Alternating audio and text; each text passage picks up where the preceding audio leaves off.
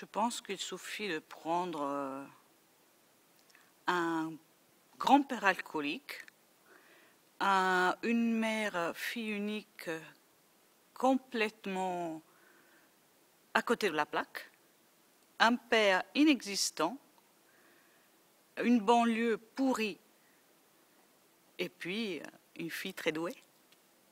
Je pense que c'est ça qui fait que, voilà, je suis devenue la belle qui est au bois et qui dort. Qu'est-ce que je voulais? Je voulais être hôtesse de l'air. Alors je me demande encore comment on peut vouloir être hôtesse de l'air. Je pense que c'est le rêve, le voyage, les pilotes. Je ne me rendais pas du tout compte de ce que c'était en réalité. Après, je virais à égyptologue. Alors là aussi, il va savoir, je ne sais pas, toujours le côté exotique, je pense.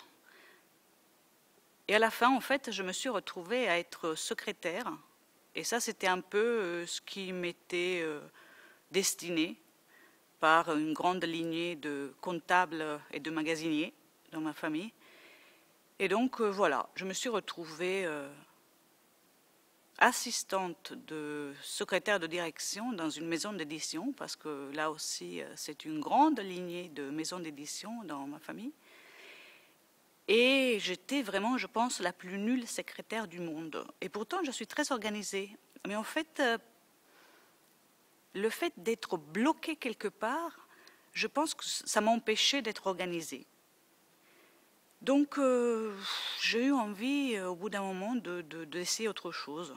Et vu que dans ma vie, en fait, d'études, je continuais mes études, je fais de la sociologie, puis je fais de la photographie, j'ai toujours fait de la danse. Et j'avais comme deux mondes parallèles, le monde de l'art, et puis à côté, le monde du travail, ça n'allait pas ensemble, en fait. C'était un peu impossible dans mon éducation de penser que cela pouvait exister professionnellement. Et puis un jour en été, je dis bon allez, il faut gagner de l'argent, et je suis allée dans un club de vacances en tant qu'animatrice. Et là, pour le pur de hasard, je commençais à monter des petites choses pour mon plaisir et pour mon plaisir. Et puis ça a bien marché tout de suite. J'avais une bonne relation avec l'équipe, avec les gens que je faisais travailler. Et petit à petit, j'ai dit tiens, peut-être qu'il faut aller un peu plus loin. Et donc je me suis inscrite à l'Académie dramatique à Rome. Et j'ai dit, allons voir un peu le texte, ce que ça fait. Parce que vu que je suis toujours un peu genre indécise, genre je ne sais jamais ce que je veux, quand je fais de la danse, je veux faire du théâtre. Quand je fais du théâtre, je veux faire de la danse. Et donc, voilà. De la danse, je suis passée au théâtre. Et après, je ne faisais que des improvisations silencieuses. Donc, on m'a dit, vas-y, va voir quelque chose d'autre. Pourquoi ne pas aller chez Marceau? C'est une route entre les deux, le mime. Et je dis pourquoi pas, allons-y. Et c'est comme ça que j'ai débarqué à Paris, où je devais rester 1 an. Et après, je suis restée 3 ans. Je fais toute ma scolarité. J'étais diplômée et heureuse. Et après, je suis tombée dans la nature.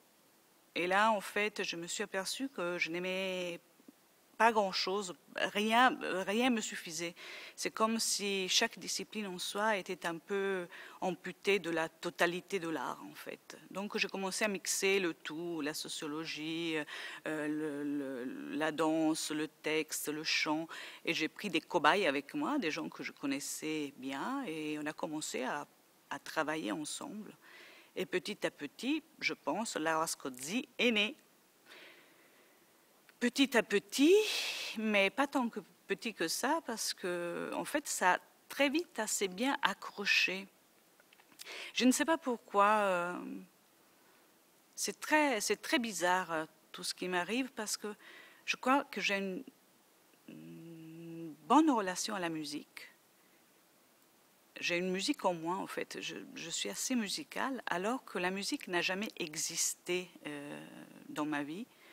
Je n'ai jamais écouté de musique. Dans ma maison, chez mes parents, on n'écoutait jamais de musique. Je n'écoute toujours maintenant jamais de musique, sauf quand je travaille. Et il y a plein de choses comme ça assez incroyables. La danse, par exemple, c'est aussi un contresens total.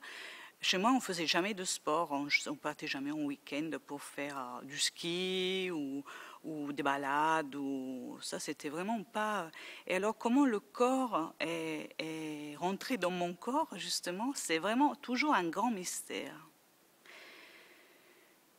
Voilà, donc après, petit à petit, les choses ont suivi. Après, il faut être toujours au bon moment, au bon endroit. Moi, je ne suis jamais au bon moment, au bon endroit parce que je ne suis pas mondaine, je suis un peu un ours. Mais voilà, peut-être des petites rencontres qui ont fait des grandes et puis des gens avec qui j'ai eu envie de partager des choses. Et petit à petit, hop, on se retrouve là, allongé sur un lit au théâtre du Rond-Point avec un champignon dans la main. Et puis voilà, on se dit, si on veut, on peut se sortir de ce que l'on est et devenir autre chose. Juste, moi je dis que je me suis laissée aller en fait. Je ne suis pas quelqu'un de très décisionnaire. Donc je suis un peu fétue au vent. J'aime bien me laisser porter par les occasions, par les gens, Et je pense que plus on est volontaire, en fait, moins on permet aux choses de rentrer en soi et moins on découvre des côtés mystérieux en soi qu'on ne peut pas exploiter si on ne les connaît pas.